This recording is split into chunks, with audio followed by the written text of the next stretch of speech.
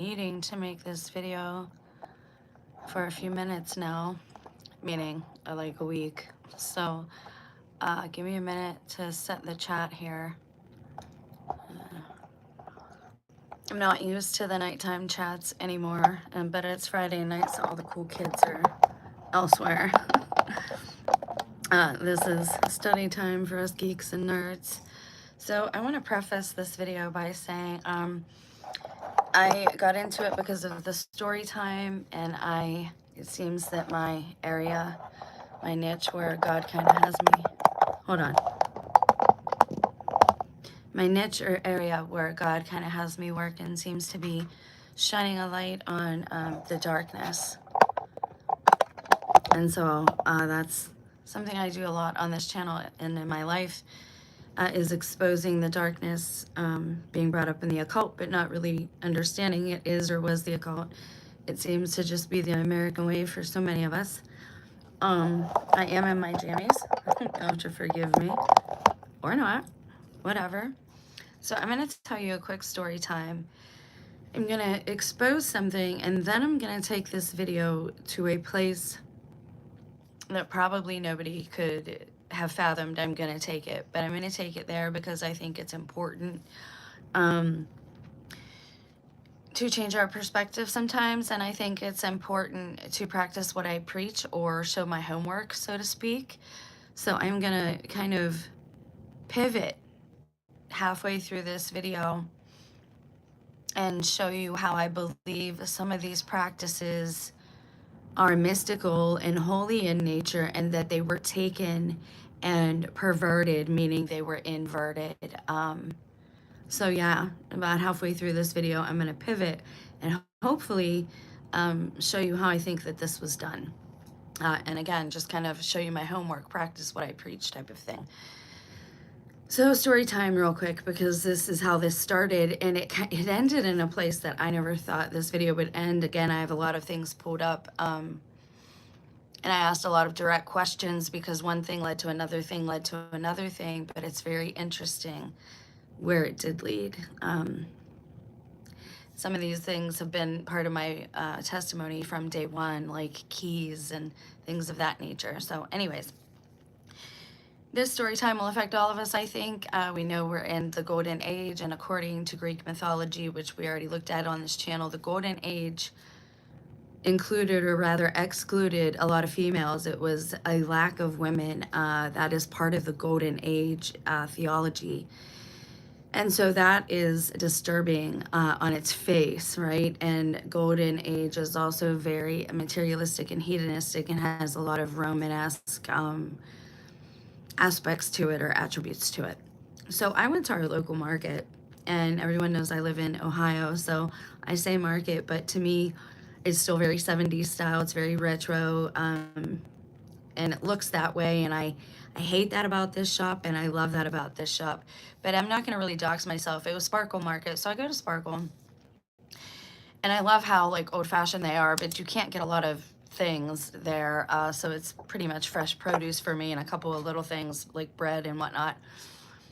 And so I go there, and first I had to look up and see how long they were open, and it looked like in the picture, it was a Google picture, it looked like there was something over the sign, and I'm like, maybe it was Halloween, maybe it was a holiday, I don't know, I don't care. Google always is weird. So I take my bike and I head to my little town shop, and I love it because when you check out on the monitor, and I don't like to look at the camera because I'm not a star, I'm not like a movie star, and I'm thinking, like I'm grabbing thoughts when I look away, so that's what I'm doing. It's weird to look at a camera and see yourself that way, it's just weird to me, I don't know. So anyways, usually when you go to the line to the checkout, on their monitor is this really cool image of the first Sparkle in black and white. It's the original shop building and what it looked like. And welcome to Sparkle, it says on the top of the monitor. Only last week it didn't say welcome to Sparkle, it said welcome to the Golden Dawn. Can't believe I'm saying this. So not only did I work with a young man who was very, very tall, who they called Golden Boy, who wore a hat with a cobra on it, which had red eyes which we've looked into all these occult things and they've all been mentioned by Trump. And I work with a kid who looks exactly like JD Vance, and JD Vance looks like he has some type of silicone mask with eyeliner. Do you like, the whole place is just strange here, and everything that happens here bleeds out. So I'm telling you to watch out for the Golden Dawn. What is the Golden Dawn? Well, let's talk about it, friends. A lot of my Christian Catholic friends are not going to like this video, but you need to know what this is and what it means. And I believe that by the middle of this video, I'm going to showcase how the Golden Dawn, some of the stuff was hijacked and is actually very old mystical practices that were corrupted. So just bear with me. And again, I pray a lot. I just got done praying. And I meditate just walking through nature all the time. And that's what I encourage as far as meditation goes. Just meditation is dwelling on one thought for days and weeding it out, and self-exploration, not for the sake of pleasuring yourself, but for the sake of being the best version of yourself you were meant to be, and then that bleeds out to your family, to your community, to the world. I know it sounds corny, but that's kind of how this all works. So what is the Golden Dawn? Well, it's a Hermetic order. And again, I'll get to the good bits, but let's just flesh this out real quick. The Hermetic order of the Golden Dawn, in the Latin Ordo Hermeticus Aurora Aurorae, more commonly the Golden Dawn, Aurora Aurorae, was a secret society from the Western esoteric tradition that was heavily based on Rosicrucianism. We've talked a little bit about Rosicrucianism. I actually have a book up there. I kind of like what they have to say about this purgatory sort of place. I agree with it. I think that if you were in purgatory, or what is Hindus call it, like the Boros, Matt from Quantum of Conscience, whenever that years ago. But anyways, that you wouldn't know you were actually there. So Rosicrucianism, again, to me, not all of these things are evil on their face. It's how they applied them and what they did. So it was inspired by Freemasonry, chiefly devoted to the study and practice of occult hermeticism and metaphysics. What is Hermeticism? It's a philosophical and religious tradition rooted in the teachings attributed to Hermes. I always get his last name mixed up. Hermes Tri, okay? A syncretic figure combining elements of the Greek god Hermes and the Egyptian god Thoth. These teachings are contained in various writings. Again, somebody once told me you can't make up your own religion, and I would ask you why, because every religion is made up and takes pieces of this and pieces of that. And it changes by culture a bit. And no, I'm not saying that it should, but we also shouldn't have to give up our culture to practice our faith either, which a lot of these division is not of God in this way, not in the way that it's being done. By choice is one thing. Okay, chiefly devoted to the study and practice of Hermeticism and metaphysics. Metaphysics is like the ether. It's like spiritualism, sort of. It's the branch of philosophy that examines the basic nature or most fundamental structures of reality. Like, what is reality made of, right? What is the glue that holds reality together? It was known as the magical order. The Hermetic Order of the Golden Dawn was active in Great Britain, which is key. And its focus is practices on theurgy, which is known as divine magic. Now, this is important. It's known as divine magic. It's one of two major branches of the magical arts.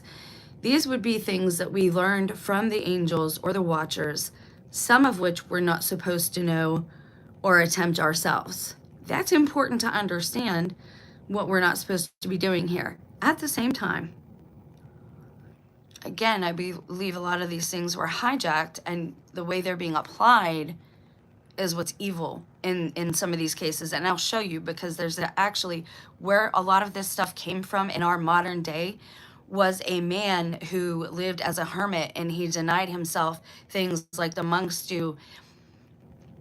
And you'll see where it goes. So theurgy is divine magic, right? Spiritual development. Many present-day concepts of ritual and magic that are at the center of contemporary traditions such as Wicca and Thelema. Everybody says Thelema. I think it's Thelema. I don't know. Were inspired by the Golden Dawn. So all of these modern-day branches of occultism that you have kind of sprung forth from the Golden Dawn. And it's important to know that the Golden Dawn sprung forth from ancient traditions in Babylonianism. And dare I say even not just Babylonianism, but even further, like the Emerald Tablets of Thoth, right? Like way back, or the origins. The three founders of the Golden Dawn, now this is important because this is where it comes from, are William Robert Woodman, William Winnell Westcott, and Samuel Little Mathers. Mathers is a big name in American history. I told you, American history is steeped in occultism. They were Freemasons and members of the Societas Rosicruciana in Anglia. So they were already Rosicrucians and Freemasons.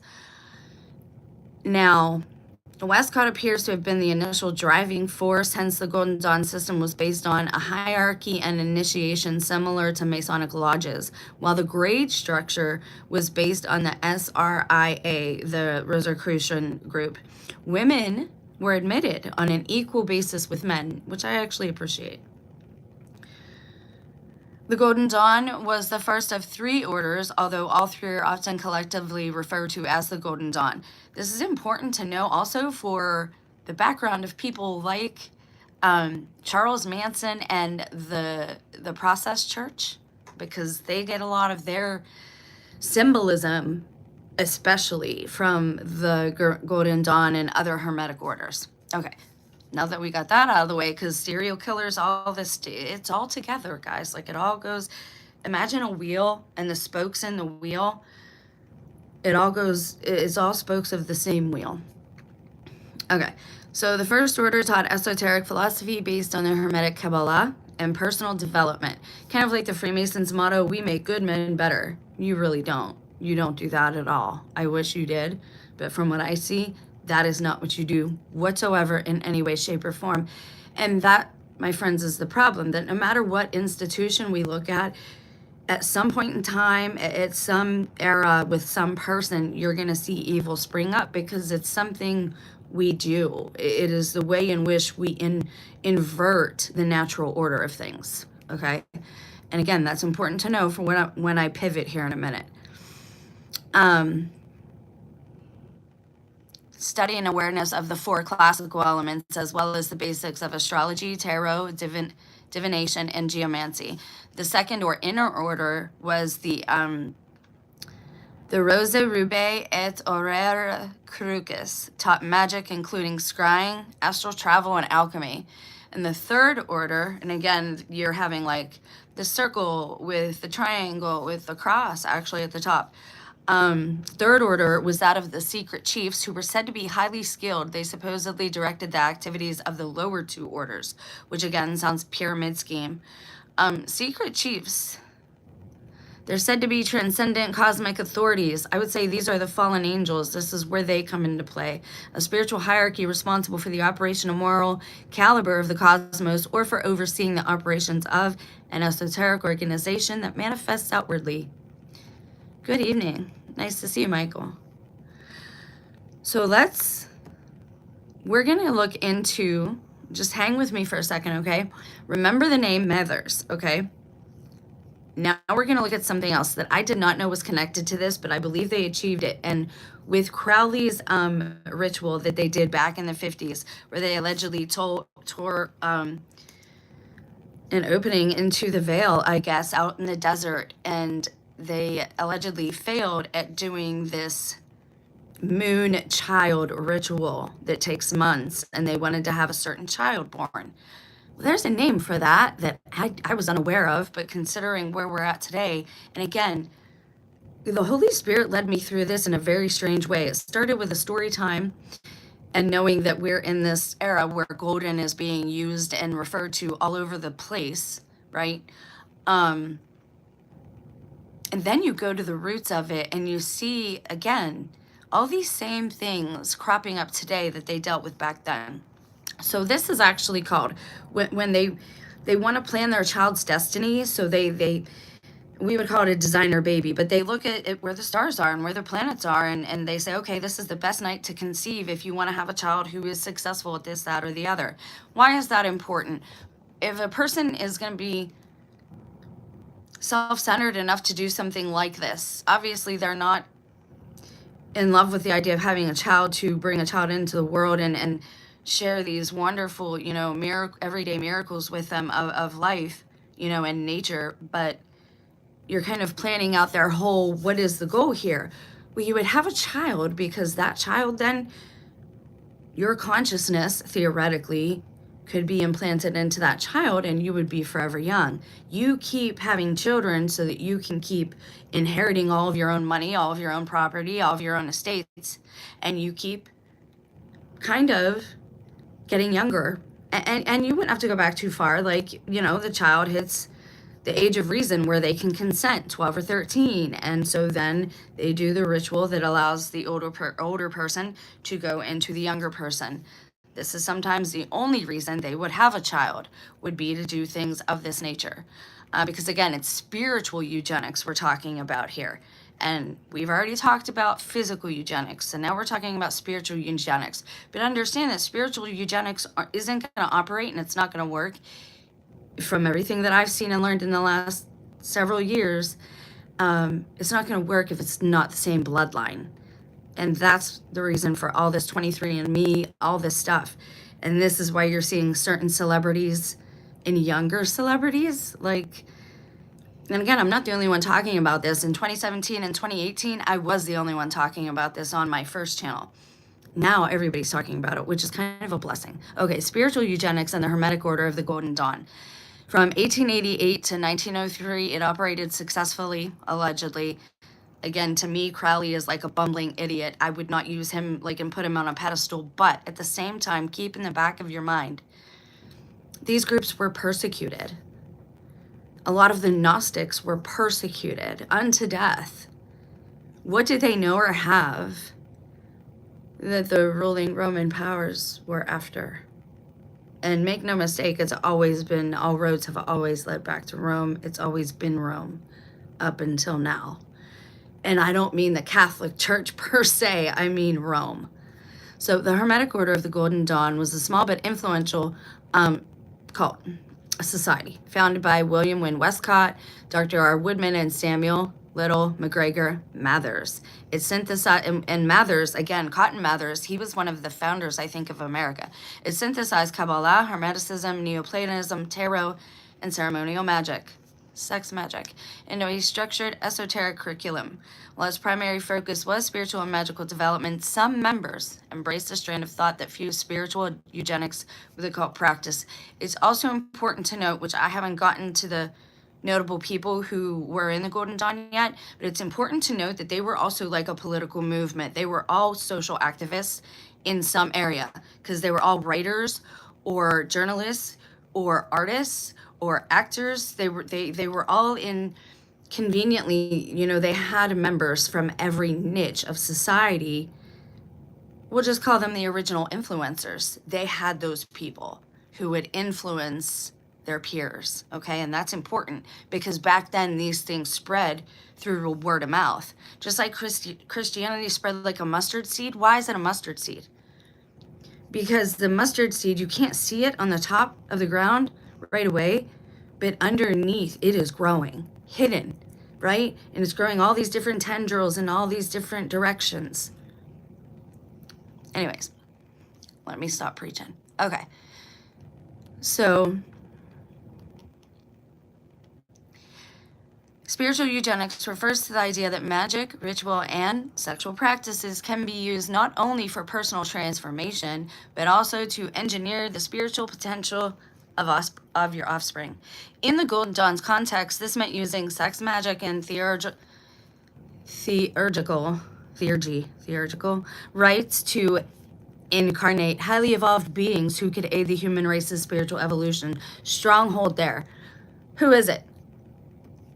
It is the ones who don't have bodies anymore. They're trying to make host bodies for the Nephilim who don't have bodies anymore. This is why I don't believe in the clone theory. If clones, as they're explained to us, if that was a thing, you wouldn't see things like possession. Like that wouldn't take place if all they had to do was make a body, and it doesn't work that way. Without the Holy Spirit, there's nothing moving that body. There's nothing consenting that body. Like, it has to be flesh and blood. If clone theory worked, they wouldn't be feeding us to each other in Soylent Green. Like, they would have clones. Just the whole thought of it. They're using like the War of the Clones. They're using that to like gaslight everybody. Look into Project Paperclip and how they focused on twins. Imagine how many of us might have a hidden twin somewhere and we were never told. Because the Nazis came here and they run things behind the scenes. And they all lead back to Rome too. It all goes back to Rome, all of it. Even if it goes to Germany first, it goes back to Rome. Even if it goes to China, it goes back to Rome. Okay, so this concept drew on Nietzsche's vision of the Übermensch, a superhuman ideal. Super soldiers, anyone? Eugenics ideology of the time, which sought to improve the human stock through selective breeding. Occult belief systems saw procreation as a spiritual act where the union of two spiritually attuned individuals could produce children with elevated consciousness. I think they did that, and I'm just going to throw this out there and say a perfect example would be LaVey's daughter, who looks exactly like Taylor Swift. Her destiny is like in the stars. People worship that young woman, and she looks just like LaVey's daughter, just like her.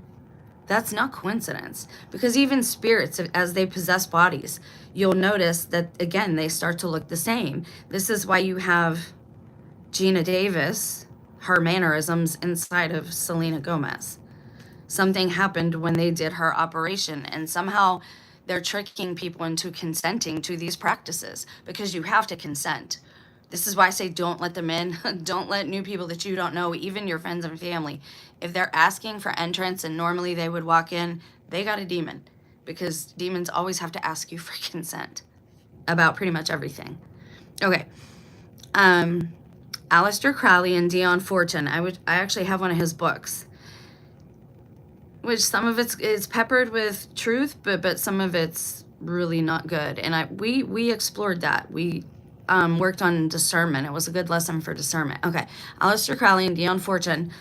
Dion Fortune is, I don't know if he's a man or a woman, I'll be honest. So if I get, if I say he and it's a she, I apologize, because the individual looks very feminine, but I think he refers to himself as a man, so I don't know, honestly. They explored sex magic and magical procreation in their writings, aiming to produce godlike children. W.B. Yeats and other literary figures were members or associates, blending mystical vision with eugenic aspirations. So again, and just like they talk about World War II, well, why is Hitler messing with the occult? He wanted to win the war. Well, if it's just spiritual, how could he win the actual war? Because spirit, just because we can't see it, doesn't mean it can't affect our reality. And I think that's where so many of our Western religions especially have went wrong, like with the ghost hunting and these ghost movies. Oh, they can't hurt you, it's just a spirit. No, they can hurt you quite a bit, and they can mess up your life if you're not careful. You just can't see them. And you can't punch out their legs or knock them out or choke slam them, if they're doing something to you, right? Because they don't have bodies. So, but they can hurt your life. Their rituals often involved magical correspondences where they tried to speak with these beings. And a lot of times they would harvest the energy through these rituals to be able to do that. And one of them would act as a conduit. Theurgical initiations and symbolic unions designed to channel higher spiritual energies into the reproductive act itself. The Golden Dawn's eugenicist occultism influenced later works such as Frank Herbert's Dune, where Lady Jessica is a member of an occult order dedicated to creating a eugenic super being. I didn't know that. I haven't watched Dune. And again, I try to keep my ear gates and my eye gates clean these days so that what I give to you guys, because I consider this my penance, this is my work for the Lord, I want you guys to see things as they unfold, and I want my eyes to be clean and see, be able to give you my honest.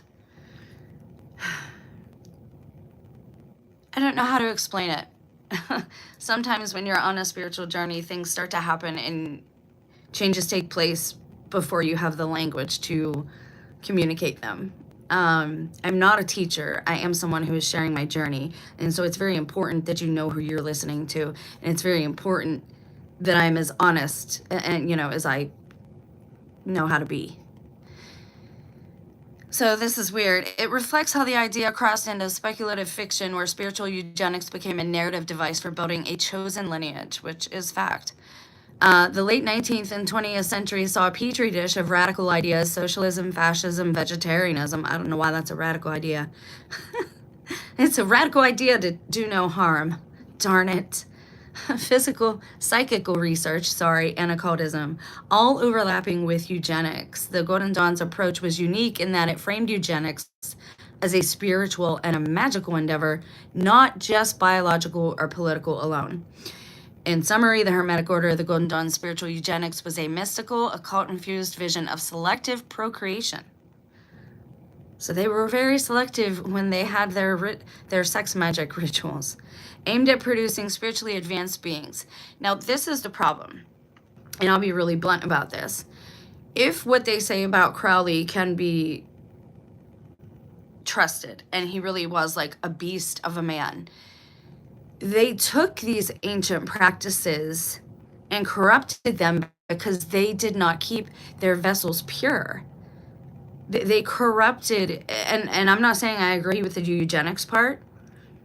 This started as something else, though. So let me take you back a little further. I'm going someplace, guys. I'll get there. I promise you. So Westcott, with the help of Samuel Liddell Mathers and William Robert Woodman, the founders, transformed all of these into a structured mystery school, the Golden Dawn, offering a hierarchical path of spiritual and magical development. But where did they get the information? Hold, please. Because this is where it gets weird again. I got a lot of stuff pulled up. How should I explain this? So they took Egyptian and Hellenistic magical traditions, Rosicrucianism, Christian mysticism, and kind of wrapped it up in a Masonic style initiatory order, which, I mean, I don't know. I'm all for pulling from here and there. Okay, so briefly, I'm going to tell you about a movie real quick. There was a movie I watched a while back, and I told you guys about it, called A Dark Song.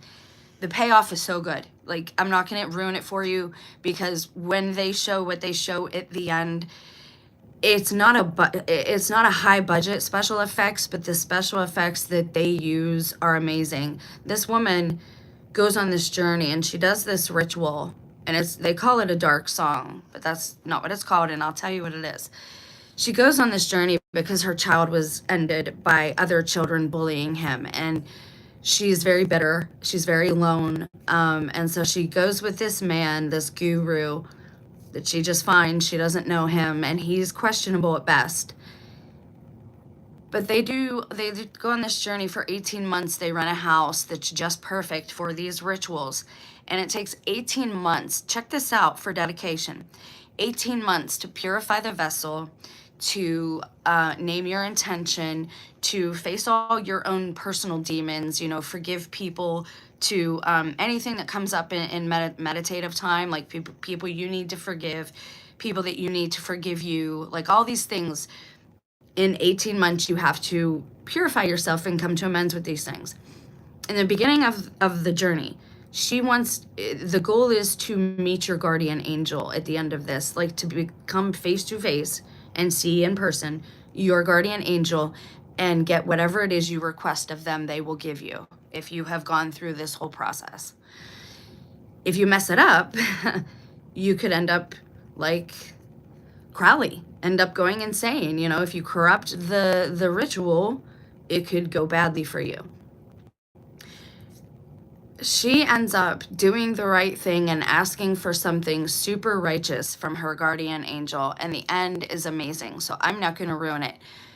But I was like, where are they getting this, right? And for the longest time, I just kind of let it set back. I'm like, where did they get this from? Well, it's Jewish mysticism. And please understand, there's a difference between the Jewish roots and who they call the Jewish people on television. We know the book of Revelation says that they are imposters, that the ones they show us.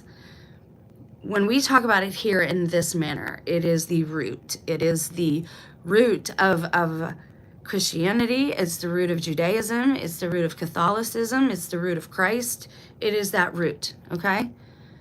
So hang on. Mathers meets this guy. So hang on. I'm going to tell you how they're connected because I fell into it and I want to be a little more together as I explain this. So Samuel Little Mathers got this book. He translated this book called the Book of Abramelin, okay? The guy that told the story, his name was Abraham of Worms. Now, I've told you, when all this started, it started with the rat. We went to do our taxes in 2020. My spouse comes out, says there was a rat in there with the lady in a baby seat. And I said, there was a rat in there, but I wasn't allowed to go in there with you because it was Corona time. Rats were a thing. Like I don't know what it is. And bat, too. The Batman, the bat signal, just like Matthew Perry. I'm the Batman, he said. And then he died. Bats were a thing. Worms. That was brought up so many times during my testimony from the same guy who told me about Stormy and about knowing this woman named Stormy and all this, that, and the other. As I told you, I think that everybody we see on TV is a proxy. And I understand it. If I was rich and wealthy in this type of society, I wouldn't want people to know what I look like either for real. And I would want to live like a regular person too, so they didn't know who I was. Because in the end, everybody always gets mad at the elitists or the wealthiest or the oligarchs. With every revolution, that's who they take down. But somebody else takes their spot. Just like the YouTubers took the spot of everybody in Hollywood now. That's how it is. So worms were a big thing in my testimony. This same person who stole all my Sharpies, stole all my black Sharpies. Ironic, isn't it? He brought up worms all the time. So there's this Abraham of Worms guy. And Mathers translated this text. It was called the Book of Abramelin. It's a 15th century French manuscript that they published in 1898. The translation played a significant role in the resurgence of interest in the grimoire and its teachings in the 19th and 20th centuries. Mather's work helped to popularize the grimoire among Western magicians and esoterics, making it a foundational text in the study of ritual magic and theurgy. This is where they got a lot of the rituals for the Golden Dawn. It has Jewish roots. Now hang on, because we'll get there.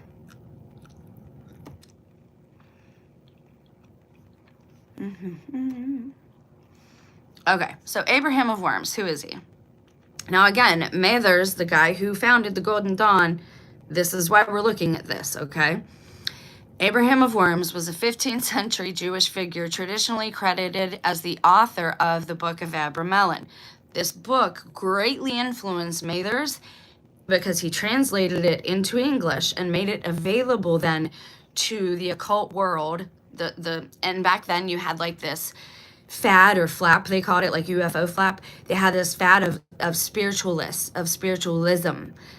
But everybody, even the people involved in it would warn against it because things would always go wrong. And I'm a firm believer things went wrong because they weren't purifying their vessels. They were just pulling from this place and that place. They were using it for parlor tricks and selfish reasons and not to be the best version of themselves. Because the goal, again, we talked about this yesterday. The goal of every seeker, of every true seeker, of every Christ follower, of every person who follows the narrow way, the goal should be theosis, to be one with God, to have your own Trinity, to have your mind, heart, and spirit all in alignment and allow God's Holy Spirit to dwell comfortably within you and walk in that will so that you are getting all the blessings you are meant to get from life. And by blessings and prosperity, I don't mean money. I mean good health. I mean a big family. I mean good crops, good land, a strong, firm foundation for your house. Those are the blessings I speak of. The goal should be theosis. So when we talk about this book, this greatly influenced the occult, but it was Jewish mysticism, and there is a brand of Christian mysticism. I really believe, and this is one of the things we follow on this channel, if you follow that thread of commonalities, you'll see across borders, across faith systems, across cultures, if you follow that thread of commonality, you'll see that is usually the truth. And every brand of mysticism carries the same flavor, if you will. And the goal seems to just be to be closer with the divine, right? That's my goal for me, because I've faced the darkness and I want to be on a frequency or on a level where they can't even reach me, where their attempts don't bother me at all anymore, where maybe I feel pity for them, and when I pray for them, I mean it all the time, because I'll sometimes I pray for my enemies just because God asked me to. I don't always want to do that. I don't always want to spend time thinking about them and blessing them in my mind, but I do it because in the end, it also makes me a better version of myself, if that makes sense. Okay, so this guy, Abraham Worms, was a 15th century Jewish figure, okay? He was also known as Abraham ben Simeon of Worms. He came from Worms, Germany. That's why he's called that, okay? He is primarily known through this grimoire. Now, a grimoire, it's supposed to be a witch's book of like recipes, spells, and I would tell you that grimoire or book of shadows is just a label, because if you look at our Holy Bible, it's put together the same way as a grimoire. So again, I would tell you a grimoire is like a corrupted, hijacked version of Psalms and Proverbs and scripture, okay? If that makes sense. So you understand when I say it, what I'm talking about here. He is primarily known through the grimoire, the Book of Abramelin. It presents an autobiographical account of his travels to Egypt, where he studied under an Egyptian mage named Abramelin. So this is 3 people back now. Mathers meets the guy that met this guy. Now, some people think he is the guy and he just doesn't want to say that he's this guy because they both have the same name. They both have Abraham. But anyways, the text details a system of Kabbalistic magic, including rituals, conjurations, and the invocation of guardian angels.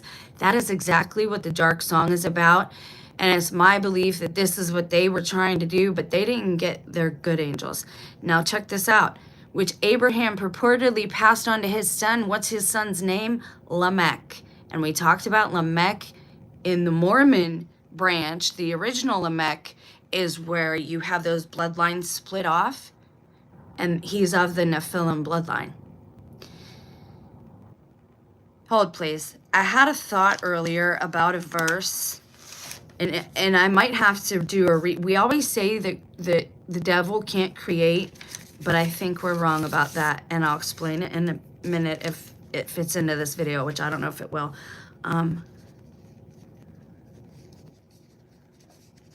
So I need to write myself a reminder for the next video. Okay, sorry. I have like 5 in here. And again, I believe this is the Holy Spirit. I'm supposed to, this is my job. This is where I dwell. So he passed all this down to his son Lamech. The historical identity of Abraham of Worms, which is Abraham of Germany, is debated. Some scholars have suggested that the name may be a pseudonym, possibly linked to the rabbi Jacob ben Moses ha-Levi Molin. The Maharil, though this attribution is disputed, the book itself exists in multiple German, French, and English manuscripts dating from the 16th to the 18th century, which translations into Hebrew appearing around 1700 around the title Treasure of Kings. The original text is thought to have been written in German, though it claims to be a translation from Hebrew, which would fit if this man was a German and he went to Egypt, as he said, and in his travels he met this mage in the desert, allegedly. He would have known Hebrew. Abraham of Worms, oh my gosh, work gained renewed attention in the 19th and 20th centuries, particularly through the English translation by Samuel Little MacGregor Mathers. So again, there's that connection. He helped to popularize the Abramelin system of magic in Western esoteric tradition. Now, I want to take you to the book itself because, again, it gets weird.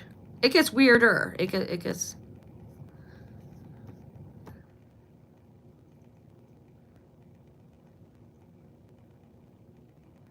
So that's where they credit the ancient origins of the Golden Dawn, is to this book. It is one of their, it's like their, you know, it would be considered like the Bible to them almost. Okay, so Abramelin refers to an Egyptian mage who imparted a system of sacred Kabbalistic magic as recorded in the book of Abramelin. It's interesting. Sometimes Kabbalistic is spelled with a K, sometimes with a Q. It's almost like it's two different... Man, the devil playing again. Abramelin, sometimes spelled Abramelin, which is the first of what the incantation, abracadabra, is described as an enigmatic Egyptian magician who taught a profound system of ritual magic to Abraham of Worms. Now, Egyptian magician, you have something coming up here that's not going to, is going to be incongruent with some of our belief systems. So again, I'm not telling you to dive into this and practice it. I'm exposing some of it, and I'm telling you that these cult groups, these occult groups, are inverted versions of these divine rituals and what was supposed to be divine rituals and divine orders. That once again we see this hijack take place. This, and you can see it. It goes from this Egyptian mage, which you could say that Moses was a mage too, guys. Like, let's be real. In your mind's eye, does he not look like Gandalf? You shall not pass with the whole... Yeah, like he really does. He brings fire, you know, by the Holy Spirit, and he does all these things, and he comes down off the mountain with his face aflame because he sat with God. He's... And we say that sorcery isn't allowed, and again, that is an inverted version of being a prophet, just like being a fortune teller. That is a perverted version of what a true prophet is supposed to be doing. They take that gift or blessing or whatever, and they invert it, and then they become demonized, so the whole thing, none of it can be trusted. But again, I'm just trying to show you that we can see almost the point at which this stuff was co-opted. But I want to read to you a little bit because I want you to understand how serious some of this is for these folks. Now let's get into the mage a little bit. The Book of Abramelin is a significant grimoire attributed to an Egyptian mage. The book outlines a complex system of magic, including rituals. So we know that, but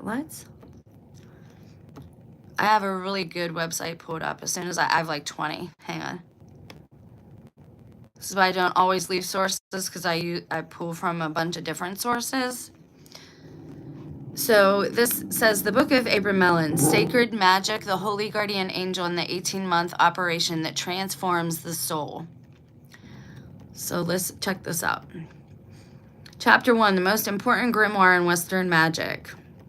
Key takeaways. The Book of Abramelin is arguably the most influential grimoire in Western magical tradition. Not because of its spells, but because of its central teaching. Now pay attention. Again, I'm not telling you to go out and do this, but I want you to hear how serious they took this and what was said. Because once it goes to Lamech, that's when it seems to change.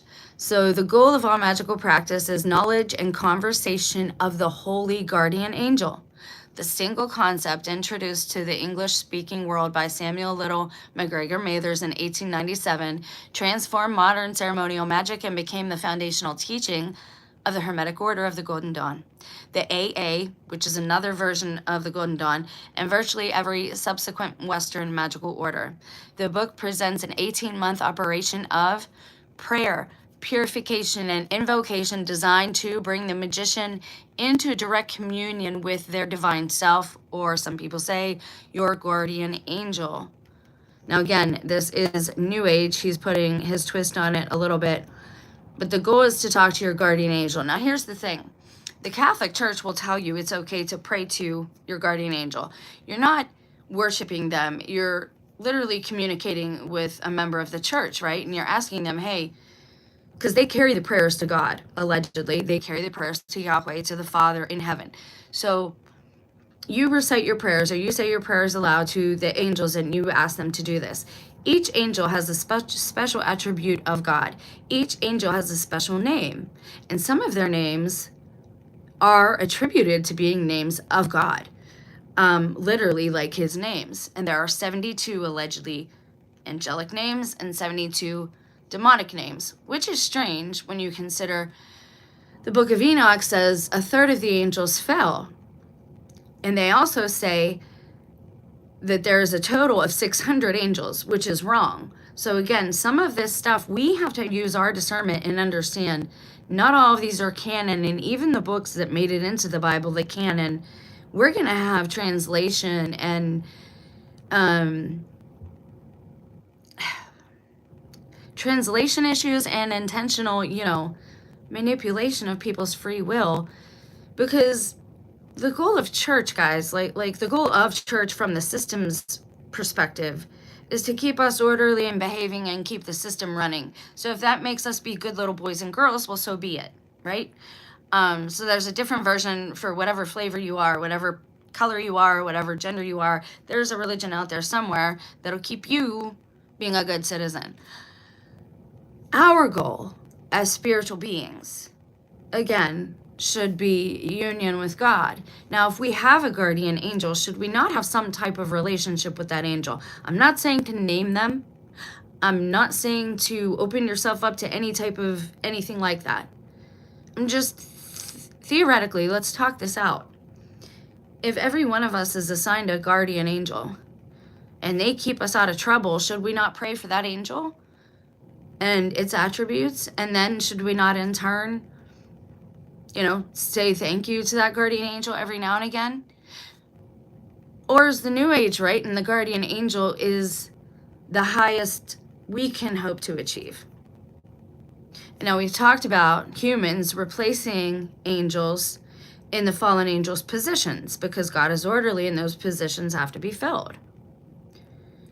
That rings true with me that happens and is going to happen. Counsel of God, I've actually seen it operating around me. It's a story for another day. So I know these things to be true at this point in time. But the things that I don't know, that I'm still searching for, I'm searching with you. I'm not talking at you. I'm not teaching at you. I'm trying to build a conversation with you too. All right? So let's remove what we know about the Golden Dawn and take a look at what this actually is. The book presents itself as an autobiographical letter from Abraham of Worms, a German Jewish magician, to his son Lamech. In this letter, Abraham recounts his journey from Germany to Egypt, where he discovered an elderly mage named Abramelin, or Abra Melin, living in the desert. Abramelin taught Abraham a system of Kabbalistic magic centered on the knowledge and conversation of the holy guardian angel. And Abraham recorded this system in 2 manuscript books that form the core of the grimoire we know today. What makes Abramelin unique among grimoires is, now check this out, because this is rare, for something in the esoteric branch, for something in the fringes of mysticism at best, for something that is of the occult. It is unique because it is insistent upon a spiritual preparation and or purification. Not all of these, we know from looking at these characters, LaVey and Crowley and Sammy Davis Jr., all these people in the celebrity culture that were part of these cults, we know that they weren't really into purification of their vessels. Like, they just weren't. They smoked all the time. They drank all the time. They partied all the time. So, of course, their magic, just like our prayer time and meditation time, can't be done if we're drunk, right? Their magic would be sloppy at best. And this is why they have bad things happening to them. I'm not saying that's the only reason. I'm just saying this is why you don't mess with stuff you don't understand either. Okay. So the first 3 books of the 4-book system are entirely devoted to an 18-month operation of purification and angelic invocation.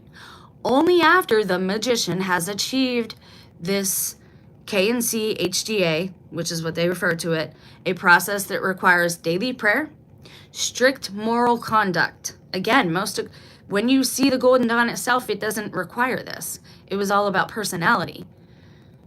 But the roots seem to come from this Jewish mysticism. So a process that requires daily prayer, strict moral conduct, meaning no lying, no stealing, no cheating, and probably no fornication, and no getting drunk. Withdrawal from worldly distractions, kind of like a lot of us are today. I think God is talking to us through these pauses, through the lockdowns, through these changes in our family and workplace environments, through this downtime that He's giving us. Our Creator is trying to get our attention and allowing us this time to recognize, like, wait a second, I'm a spirit in a body. What am I doing here, and what am I supposed to be doing here? Okay, so only after withdrawal from the worldly distractions and unwavering devotion does the 4th book reveal the practical magic, the word squares, the spirit compacts, and the specific operations that become possible once the magician has been transformed by angelic contact.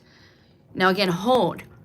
The original, okay, this is a New Age website. The original, it's Jewish mysticism. They're not calling this guy a mage in the original parts, or the original story. Okay, this structure encodes a profound teaching. Power without transformation is dangerous. And that's the problem that we have today. You have all these kids doing like this blood over intent, and I've rebuked that so many times. You had all them doing things like that on YouTube. You have all these other people joining the Black Eye Club and ending people close to them and announcing it on YouTube and social media, and you can see it happening. Families shrinking, people getting richer, but now they're alone. They have no one to spend their time with. They're getting the black eyes. This is all ritual, all of it. It's all ritualistic. But it's all very sloppy, very perverted, and inverted forms of what was once divine.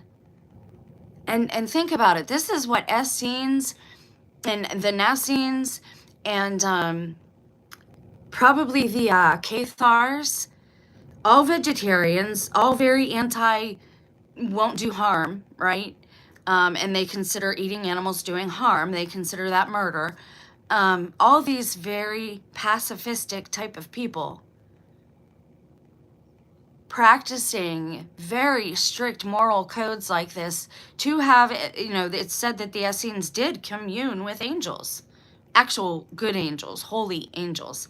And that's what the Essene Book of Peace teaches us as well. And I've read bits of it on the channel here and there.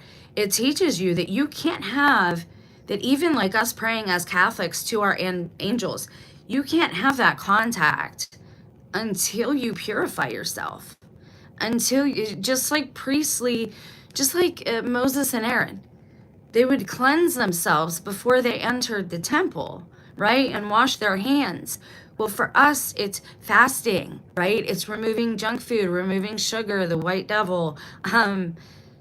It is denying ourselves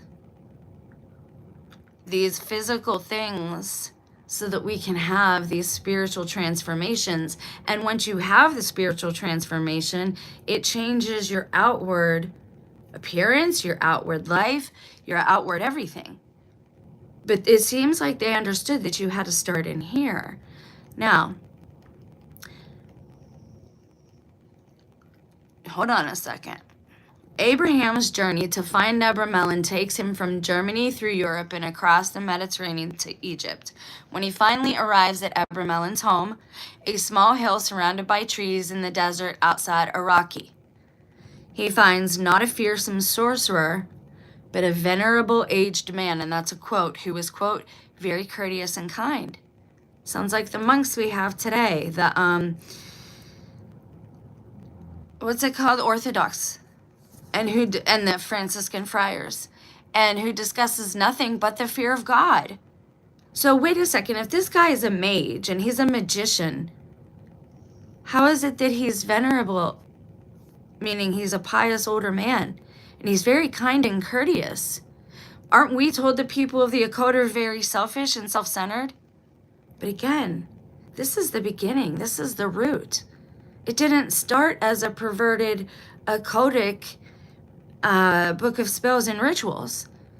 It started as one man's journey and his fear of God. Do you see how things can get just by going 3 people? Is all it took, 3 generations. Because this guy that translated all of it, Abraham, passes it to his son Lamech, and then you've got the Golden Dawn. And it's all inverted, and they're using it for their own gain, and none of it is about fear of God or communing with the angels at that point. Okay, so let's go back to it. He's very courteous and kind, and he discusses nothing but the fear of God and the importance of leading a well-regulated life and the evils of acquiring riches. Does that sound like what we've been taught about magicians? So again, labels can harm. This guy doesn't sound like a mage at all. He sounds like a mystic or a sage.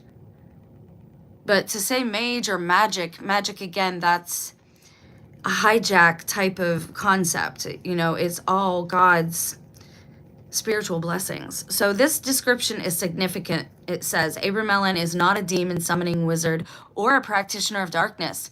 He is a holy man whose magic, and again, they're using that word, not me, is inseparable from his piety. He extracts a promise from Abraham, the guy that ends up translating it, that he will give up his, quote, false dogmas, end quote, and live, quote, in the way, capital W, we've talked about the way that Christ followed, and the law, capital L, of the Lord, before he will teach him anything. So he makes him make a promise that he's going to purify himself, that he is going to forsake physical, pleasure of eating and of fornication, and that he's going to be devoted to this, and he's going to go through this 18-month system. So scripture is still being wrote. I don't know if I'd agree with that. In a way, I suppose. So only after Abraham agrees to this spiritual reformation does Abramelin give him the 2 manuscript books containing the magical system. Check this out. Abramelin asks for 10 gold florins in payment for the manuscripts. Watch. He's not done. But he immediately distributes the money to 72 poor persons in Iraqi. This detail is not incidental.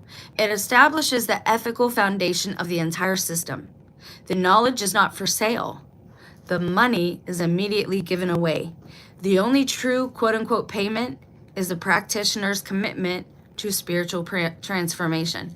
So once upon a time, even things we call a cult, they had standards. They had moral dogmas and moral standards that they made people adhere to and follow.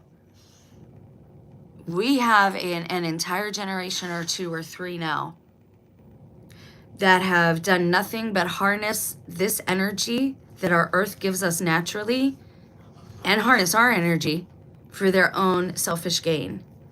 There is a price to pay for that when you break natural law and you supersede the free will of other sentient beings like ourselves.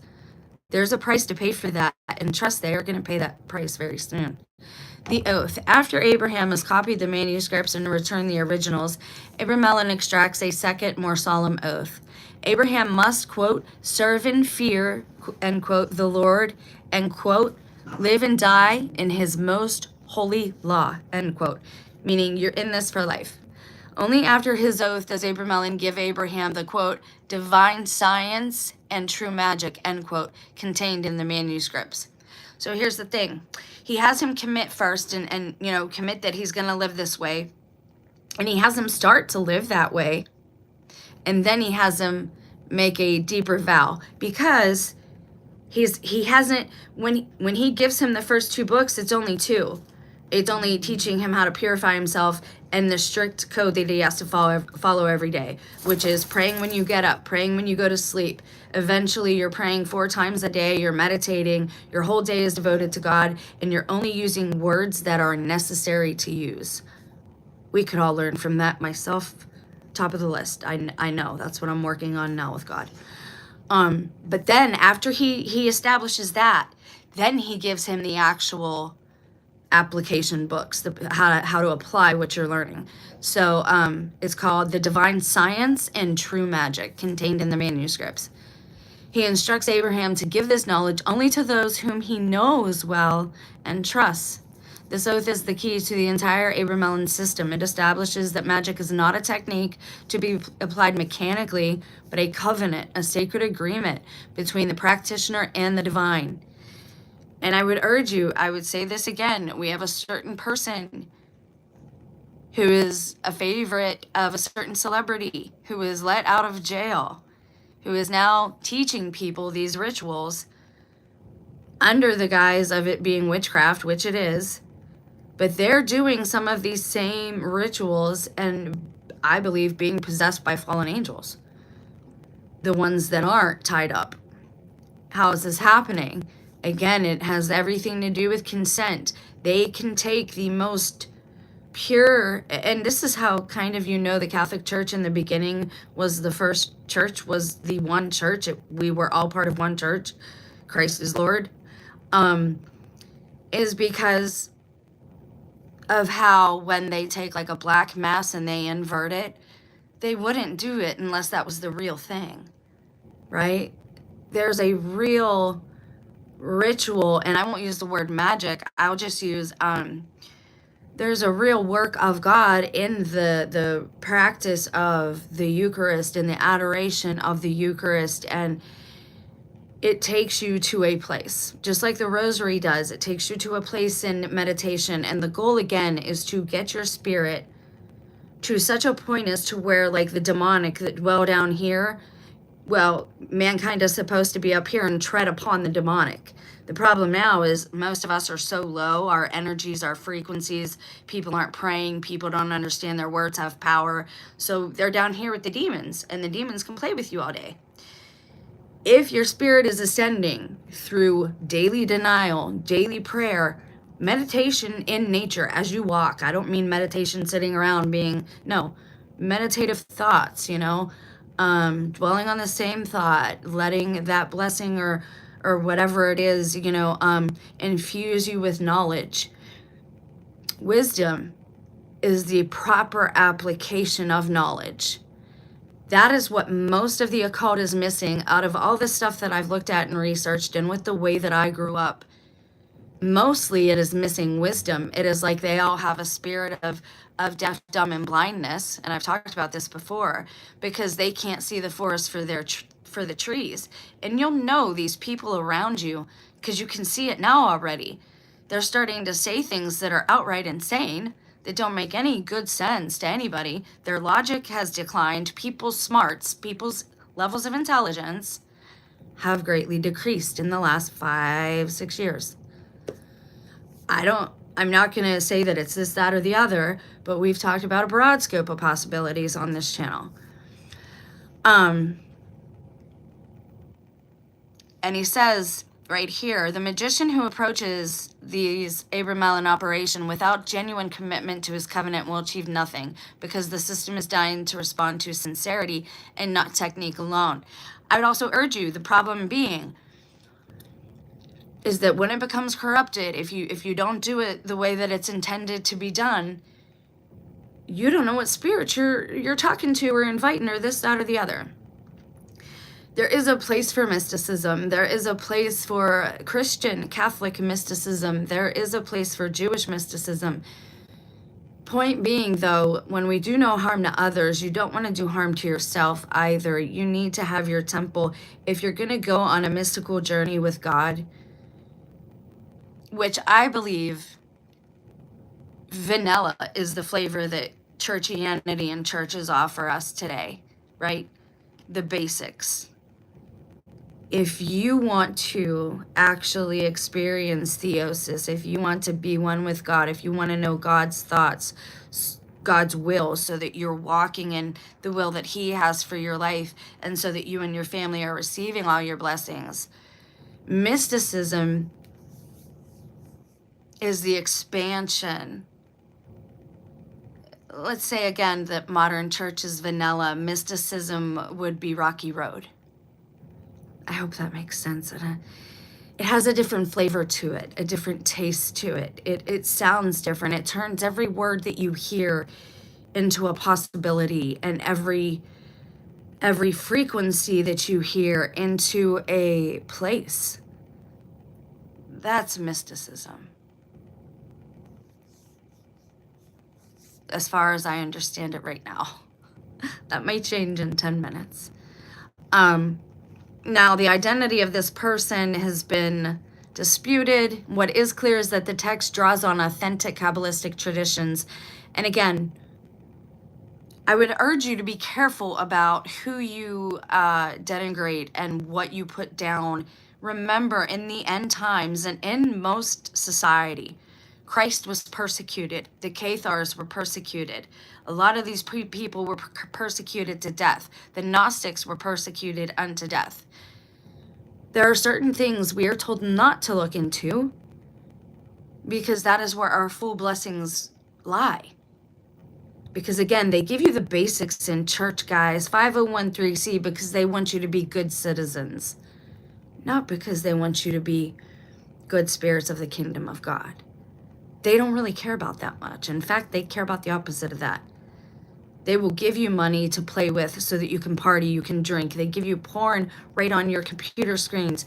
Sin has never been easier to do, to work, than it is in this current society. It's at your fingertips, okay? So no matter what we allow in our eye gates and ear gates at this time, we must be very cautious. So be careful, again, with what you put down. We're told Kabbalah is bad. That, yes, I would agree there's an evil one out there, but I don't believe all of them began that way, okay? It said, the text draws on authentic Kabbalistic traditions and reflects genuine knowledge of Jewish mystical practice. Whether or not the autobiographical framework is historically accurate, the magical system it describes is rooted in real Kabbalistic with a C. The first one they spelled with a K. Real Kabbalistic principles, and represents a sophisticated integration of Jewish mysticism with Christian ceremonial magic. And again, Moses and Aaron are the best example I have of magic in the Bible. They have to have the gemstones on their vests to protect them from the radiation, because God is a consuming fire. Much like Moses's face got burnt, you don't want to, those gemstones absorbed that so that they would not get harmed, because we are not holy enough to stand in the presence of God yet. And that is the goal of theosis, is to be able to stand in the presence of God and be his family. You're absolutely correct on the internet making sin ever more possible. I mean, and this is why, like, I've debated so many times of if I should be even online, but I feel like there needs to be some balance brought. There needs to be something combating that and fighting that. Not that I'm so pure and like, not like that. More like let's spend our time online in more intellectual pursuits, maybe, trying to better ourselves. So the manuscript tradition, the Book of Abramelin exists in 12 known manuscripts and one early printed edition. The earliest date from around 1608 and are written in German. They are now at the Bibliothek of Wolfenbüttel, Germany. 2 additional manuscripts are in Dresden. Okay, so that tells us where. Now, the Holy Guardian Angel Operation is what it's called. It's an 18-month transformation. Now, again, this is a website that's kind of summarizing things. This is not the actual book. If I did this, The one thing that I would ask my guardian angel for, because allegedly you get whatever you ask for if you make it to this point, I would probably ask for something dumb. I really would. I would ask for like the ability to talk to animals again and understand them. Something like that. Something that we could do when we were in the garden. So what else do I want to tell you guys? I would like to tell you about the purification. Okay, so here's the 18-month operation basically, and it's divided into 3 phases. Again, I'm not going to give you all this. If you want to go look into it, you can. We do have to be very careful online. But again, my goal is to kind of shine a light on this and show you that where the Golden Dawn was rooted, the stuff that they pulled from wasn't evil on its face. It was what they did with it. That's what caused the inversion. And it happens all the time. It happens with Christianity too. So just look at the Crusades and stuff. Anything can be demonized and or weaponized, even if it's not demonic. You can tell somebody it is, and if that person believes it is, that's all that really matters. Just like with the angels. I don't think they care if we think they're aliens or angels. I don't think they care. Just as long as we believe. Right. Absolutely. Absolutely. Michael says that the internet can be used for good or bad, right? It's a tool, but it can open up a whole world of sin. My problem with it also is how is it run?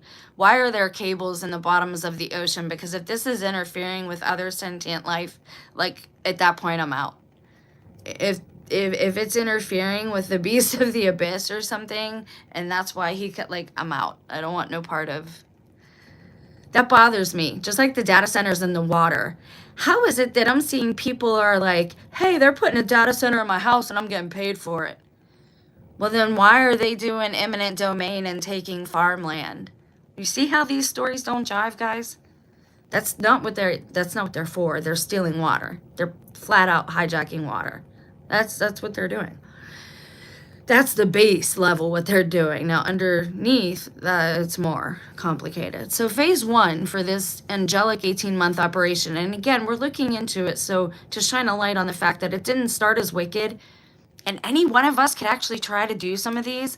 I find that in my spiritual journey, just from the isolation alone, I've been doing a lot of this. Shadow work, as they call it. I've been examining different parts of my psyche and myself and my past, apologizing to God or the ether or whoever for all the little kids that I may have hurt when I was little. Like, just these strange things pop up when you have the time.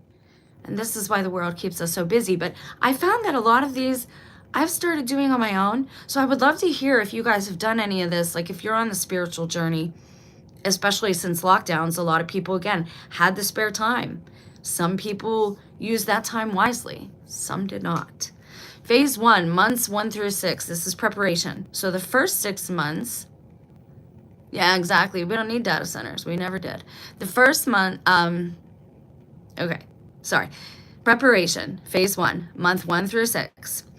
These first 6 months are devoted to gradual withdrawal from worldly distractions, like socialization, going out to the bar, club, and that type of stuff, and the establishment of a rigorous daily prayer practice, meaning that no matter how you're feeling, and there are days that I have to make myself pray, I just told you this, that I don't want to pray for people that hurt me, but I do it anyway.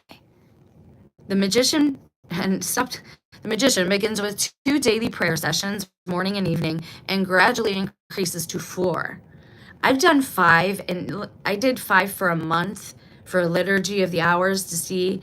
And again, mysticism is like that. You go from one practice to another because you get used to one and you gain benefits from it, but then you're like, okay, well, I've done that one, and it's kind of like, maybe I can go back to that later, because I tell you what, liturgy of the hours, praying 5 times a day, like, burnt me out. Spiritually, I like just wanted to dump all over people at the end of it. It was hard. It was very hard. And a lot is reading Psalms a lot. And some of the Psalms, at least when I chose to like dive into the liturgy, because it's like a whole cycle, when I was doing it, it was like depressing Psalms. So it was like all day long I'm saying like these sad Psalms, and it made me feel bad, honestly. That's why I don't like therapy. They focus on the problem. They're not focused on the solution because they want your money and they want you to keep coming back. And if they solve your problem, you're not going to keep coming back. That's why I like confession with a priest. It's free and it takes like 15 minutes and I feel better. Okay, so the first 6 months are devoted to a rigor. You get yourself into a routine, right? And you pray morning and night, and then you increase it to 4. Now, during this phase, you must maintain strict moral code, avoid unnecessary social contact. And again, that's also so that other people's demons don't rub off on you. Because trust me, I've got rid of my own, and now I got to deal with other people's that I live with, and it's a lot. And begin the process of self-examination and confession. Look at that, guys. They're talking about confession, unburdening yourself, even in what became the occult. It didn't start there. So they're saying that the part of preparing yourself for a rigorous spiritual transformation is self-examination and confession. Sometimes people call that shadow work. Catholics also call it self-examination and confession, but we're supposed to do it every night at the end of the day so that when you go to bed, you can rest easy, right? That's the goal anyways. And the goal is also, you don't want to keep confessing the same thing. You feel like an idiot. And eventually you look at yourself and you're like, why do I keep doing this same thing, banging my head off the same wall? And so it instigates this knowledge within yourself, like, okay, I need to change. Self-examination is a key part of the beginning of a spiritual walk, and you should do it often. I try to do it every night.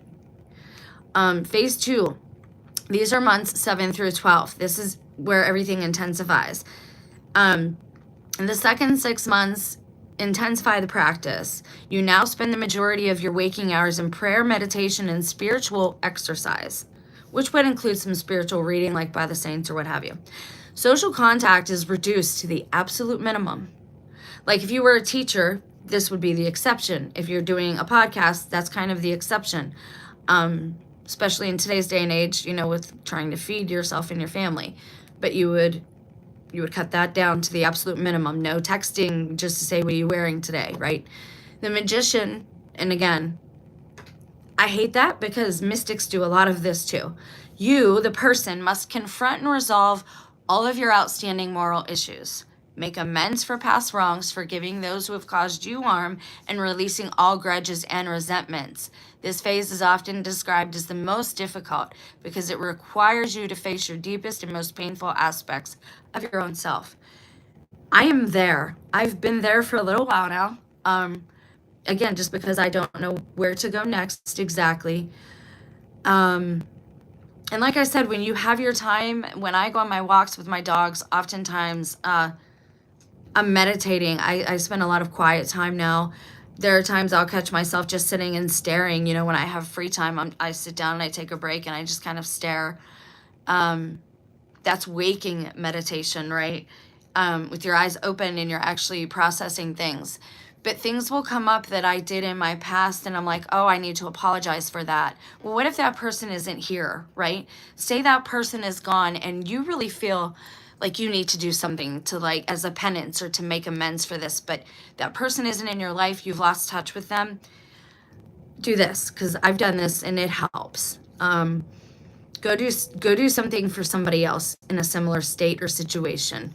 Whatever that person did for you, whatever wrong you did to that person. Sometimes I'll just go pick up trash in the park and on the highway. You can make dinner for a neighbor. I've done that. I've seen my mom do that, so I carried on with that. You can give neighbors things from your garden, right? You can go down to your local bridge, see if anybody's there. If there's a homeless person there, give them an old coat of yours and a sandwich. That will make their day. If you cannot make amends for what you did to somebody in your past because that person is now gone, do something in their name. Make a donation in that person's name to your local shelter. But do something. That's the goal. Okay, so phase 3, after you've done all that other stuff, right? Now again, this is better than therapy because you're not focused on the problem. You examine yourself, the problem comes up, you admit to having the problem because you can't fix it unless you diagnose it first. That is the hardest part for a lot of people, especially in current society where we play the blame game, and on YouTube, on the internet, everywhere. You see people pointing fingers at other groups, other people. This is wicked, this is bad. If only they were gone, we'd be a great society. If only that group would quit messing around. All we have to really do so they don't affect us is turn off the screens. None of them are here earning dinner, cooking dinner, growing dinner for your family. All we really need to do is depend on each other again and ignore them, because they don't even feed us. So what do we care what they talk about, or what games they play, or what award ceremonies they have? This person says, I'm glad you said that. I've been wondering what to do to make amends with someone from over 17 years ago, but I can't find them. If you can, like, you can have a mass said in their name. If you don't think they're religious, you could donate something to a soup kitchen or a shelter. If it was somebody you knew in sports, you can donate something to the local high school gym, equipment or something in their name, right? Like, that might be something nice. And you don't get credit for it that way, they do. And that, again, is doing these good deeds. And that's a big problem with YouTube too. I'm glad people are out there helping the homeless, but why are you exploiting them? Why are you showing where their places are, where they sleep, so that they're easier to be found, and putting them in danger? We're supposed to do our good deeds, where the Father can see them. God always knows what we do. I hope that makes sense. Okay, so the final phase, months 3 through 18, this is attainment. You've done all this work. And again, if you watch this movie, The Dark Song, it is on Prime and it's free on Tubi, I think. This is what they do on A Dark Song. It is a beautiful movie. And I don't want to give it away, but she starts out really resenting these people who ended her son's life. And she ends up asking for the most beautiful thing at the end. Like, it just, the process really worked with her, I guess, is what's beautiful. I'm getting chills talking about it. Movies don't often do that to me. I've seen so many, my mom owned video stores. Movies don't often do that to me. Go watch A Dark Song after you watch this video. So phase 3, months 13 through 18. The final 6 months are devoted to the direct invocation of the Holy Guardian Angel. This is where you do the rituals, like the priests and the priestesses from the Old Testament. This is where you actually need to know, like, sacred geometry, and you have to write it on the ground. And this woman, like, one part of the movie, he has her in one of these geometric shapes, right? And she's meditating, and she's on, like, her like heels, like, she's really, and I do this sometimes, like, I'm really into making myself suffer for spiritual growth. I have bad knees, I have a bad back, but there are times when I will actually, like, throw a whole rosary, like, I won't let myself use my, like, elbow thing just so my knees hurt, just so I can learn how to overcome physical pain, I guess, is one of the things I'm trying to say. Anyways, the person now prays with complete concentration. Oh, he has her in this shape, and she's, like, basically on her heels, Indian style, and that's all that's holding her up. And he's pouring water over her, and she's not allowed to move. She's not allowed to move out of that circle, and she has to stay there for hours. Now, this is after she's already fasted for, like, days. She's already purified herself. She's done all these things. There is a bad moment in the movie, which is a little R-rated.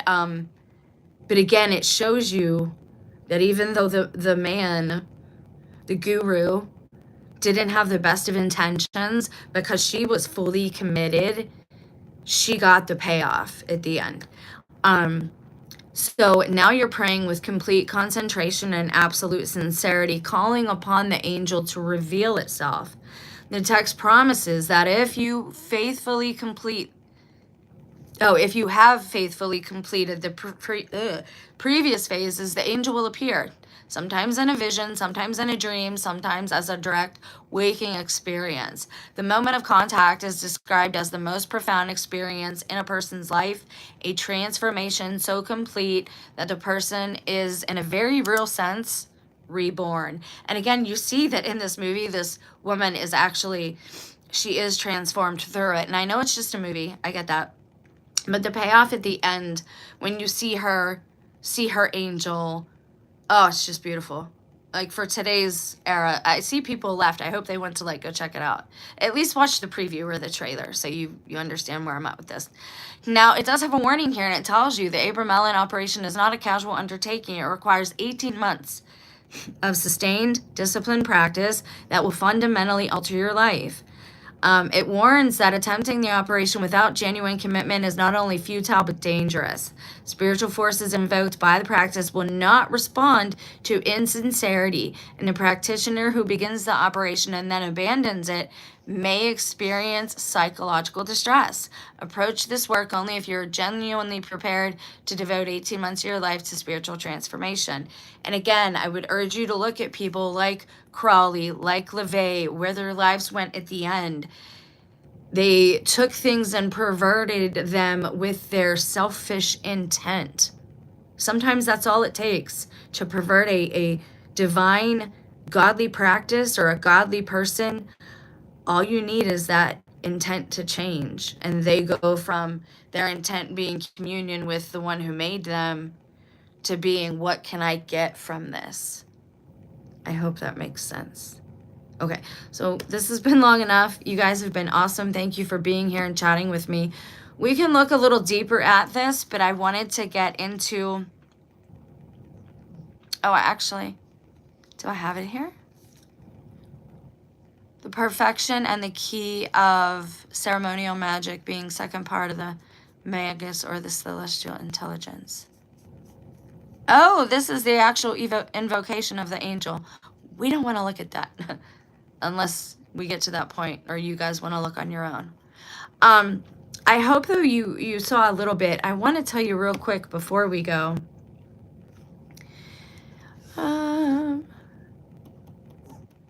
There's another site.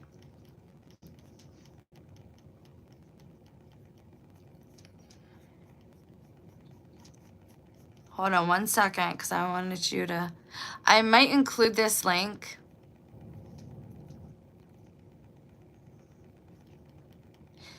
Because it explains how... Yeah, they're not calling him a mage in this one. They're calling it Jewish mysticism. So like I said, anything can be taken and co-opted into something wicked. Anything. Now, some notable members of the Hermetic Order of the Golden Dawn were Aleister Crowley, William Butler Yeats, who was a writer, Florence Farr, who was an activist, I believe. Yeah, William Butler Yeats won the Nobel Prize poet. He was the Nobel Prize winning poet. Florence Farr was an actress and key figure in the Golden Dawn. She became a chief adept. Moina Bergson, an artist and the wife of Samuel Little Mathers, our guy, one of the founders. Moina played a significant role in the Golden Dawn, contributing to its rituals and teachings. Annie Horniman, and again, if you look at some of these people, it's very hard to tell if they're feminine or masculine. Very interesting stuff to look into. I appreciate you, Jen. I appreciate you being here. Thank you for being here. And I appreciate the conversation. Again, some of these things were ours to begin with. Like, it is our roots. It is our heritage. The Jewish mysticism, the Christian mysticism. That is our... It's full of our promises, and it's our heritage, guys. And it's my theory or my desire or part of my goal personally is to take all these things back. I've been wearing purple because I'm not going to allow them to pervert a color, right? 33 is the number of Christ in the vertebrae. I'm not going to allow the Masons to co-opt. Do you see what I'm saying? We need to take it all back, I guess. That's kind of what I'm saying. All right, I'm going to bounce because Sammy's getting mad at me and he's like tearing through my pillow. Sammy, stop. Sammy. Get off of Mama's pillow. Sam. All right, I'm going to bounce and hopefully sleep a little bit. Where I live. Oh, I'm sorry. I feel you. It's too quiet here some nights. Too quiet. That's when weird things happen. I love you guys. Please pray for me as I pray for you. Only good things, right? Only good things. Be careful out there. There's more than people are not as they seem, and there's more to everything that's going on right now. So enjoy the time you have. Spend it in joy, right? But pray, fast, repent of the bad habits that you have. Change your bad habits to something good. You guys have a blessed night. Bye, Michael. Thanks for being here.